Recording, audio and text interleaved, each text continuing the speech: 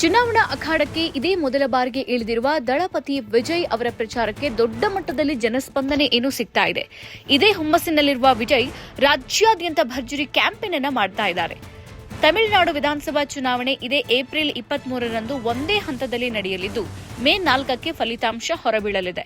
ಈ ನಡುವೆ ವಿಜಯ್ ಅವರ ಕೊನೆಯ ಸಿನಿಮಾ ಜನನಾಯಕನ್ ಮತ್ತೆ ಬೇಡವಾದ ಕಾರಣಕ್ಕೆ ಸುದ್ದಿಯಲ್ಲಿದೆ.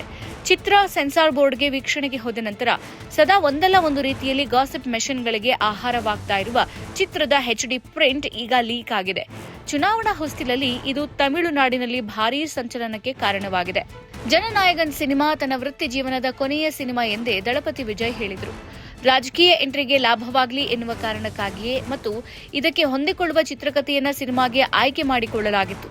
ಚಿತ್ರದ ವಿಜಯ್ ಎಂಟ್ರಿ ಮತ್ತು ಕ್ಲೈಮ್ಯಾಕ್ಸ್ನಲ್ಲಿ ಮತ ಯಾಚಿಸುವ ದೃಶ್ಯಗಳು ಈಗಾಗಲೇ ಲೀಕ್ ಆಗಿದ್ವು. ಈಗ ಚಿತ್ರದ ಇಡೀ HD ಪ್ರಿಂಟ್ ಪೈರೇಟೆಡ್ ಸೈಟ್ಗಳಲ್ಲಿ ಸೋರಿಕೆಯಾಗಿದೆ. ಚಿತ್ರಕ್ಕೆ ಇನ್ನೂ ಸೆನ್ಸಾರ್ ಬೋರ್ಡ್ನಿಂದ ಸರ್ಟಿಫಿಕೇಟ್ ಸಿಕ್ಕಿಲ್ಲ ಅನ್ನೋದು ಗಮನಿಸಬೇಕಾದ ವಿಚಾರ. ಚಿತ್ರ ಬಿಡುಗಡೆಯಾಗಿ ನಿರ್ಮಾಣ ಸಂಸ್ಥೆ ಸರ್ವೋಚ್ಚ ನ್ಯಾಯಾಲಯದ ಮೆಟ್ಟಿಲೇರಿತ್ತು. ಆದರೆ ಮದ್ರಾಸ್ ಹೈಕೋರ್ಟ್ ಬೆಂಚ್ನಲ್ಲೇ ಇತ್ಯರ್ಥ ಮಾಡಿಕೊಳ್ಳಿ ಅಂತ ಟಾಪ್ ಕೋರ್ಟ್ ಅರ್ಜಿಯನ್ನು ವಜಾಗೊಳಿಸಿತ್ತು. ಇನ್ನು ಸಂಪೂರ್ಣ ಚಿತ್ರವೀಗ ಪೈರೇಟೆಡ್ ವೆಬ್ಸೈಟ್ನಲ್ಲಿ ಲಭ್ಯವಾಗಿದೆ ಎನ್ನುವ ಸುದ್ದಿ ನಡುವೆ ವಿಜಯ್ ಕಂಪ್ಲೇಂಟ್ ನೀಡುವಂತೆ ನಿರ್ಮಾಣ ಸಂಸ್ಥೆಗೆ ವಿಜಯ್ ಅವರ ಅಭಿಮಾನಿಗಳು ಒತ್ತಾಯಿಸಿದ್ರು. ಆದರೆ ಚಿತ್ರ ಇನ್ನೂ ಸೆನ್ಸಾರ್ಡ್ ಬೋರ್ಡ್ನಲ್ಲಿರುವಾಗ ಸೋರಿಕೆ ಹೇಗಾಯಿತು ಎನ್ನುವ ಸುದ್ದಿ ತಮಿಳುನಾಡಿನಲ್ಲೇ ಭಾರೀ ಚರ್ಚೆಗೆ ಕಾರಣವಾಗಿದೆ. ಜನನಾಯಕನ್ ಸಿನಿಮಾ ತೆಲುಗಿನ ಜನಪ್ರಿಯ ನಟ ನಂದಮೂರಿ ಬಾಲಕೃಷ್ಣ ಅವರ ಭಗವಾನ್ ಕೇಸರಿ ಸಿನಿಮಾದ ರೀಮೇಕ್ ಆಗಿದೆ. ಸಿನಿಮಾದ ಕೆಲವು ತುಣುಕುಗಳು ಸಾಮಾಜಿಕ ಜಾಲತಾಣದಲ್ಲಿ ಹರಿದಾಡೋಕೆ ಆರಂಭಿಸಿದಾಗ ಕೂಡಲೇ ಅದನ್ನು ನಿರ್ಮಾಣ ಸಂಸ್ಥೆಯ ಕಚೇರಿ ಡಿಲೀಟ್ ಮಾಡುವ ಕೆಲಸವನ್ನ ಮಾಡಿತು. ಲೀಕ್ ಆಗಿರುವ ಚಿತ್ರದ URL ಅನ್ನ ವಿಕಿಪೀಡಿಯಾ ಸಿನಿಮಾದ ಪೇಜ್ನಲ್ಲಿ ಹಾಕೊಂಡಿದೆ. ತಮಿಳು ಸಿನಿಮಾವನ್ನ ಕದ್ದು ತಮ್ಮ ವೆಬ್ಸೈಟ್ನಲ್ಲಿ ಹಾಕುವ ಕೆಲಸದಲ್ಲಿ ನಿಸ್ಸೀಮರಾಗಿರುವ ತಮಿಳು MV ಜನನಾಯಕನ್ ಸಿನಿಮಾದ ಸುತ್ತ ನಡೀತಾ ಇರುವ ರಾಜಕೀಯದ ಬಗ್ಗೆ ನಮಗರಿವಿದೆ. ನಮ್ಮ ಪದ್ಧತಿ ಪ್ರಕಾರ ಸಿನಿಮಾ ಒಂದು ಚಿತ್ರಮಂದಿರದಲ್ಲಿ ಬಿಡುಗಡೆಯಾದ ನಂತರವಷ್ಟೇ ನಾವು ಲೀಕ್ ಮಾಡ್ತೀವಿ. ಚಿತ್ರದ ಪೈರೇಟೆಡ್ ಕಾಪಿಯನ್ನ ಚಿತ್ರ ಬಿಡುಗಡೆಯಾಗುವ ತನಕ ನಮ್ಮ ವೆಬ್ಸೈಟ್ನಲ್ಲಿ ಹಾಕೋದಿಲ್ಲ ಅಂತ ಹೇಳ್ಕೊಂಡಿದೆ.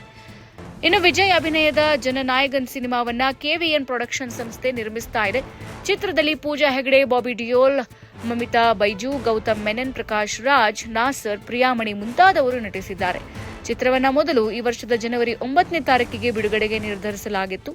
ಇನ್ನು ವಿಜಯ್ ಅವರ ಕೊನೆಯ ಸಿನಿಮಾ ಇದಾಗಿರೋದ್ರಿಂದ ಅವರ ಅಭಿಮಾನಿಗಳು ಭಾರೀ ನಿರೀಕ್ಷೆಯನ್ನ ಚಿತ್ರದ ಮೇಲೆ ಇಟ್ಕೊಂಡಿದ್ರು.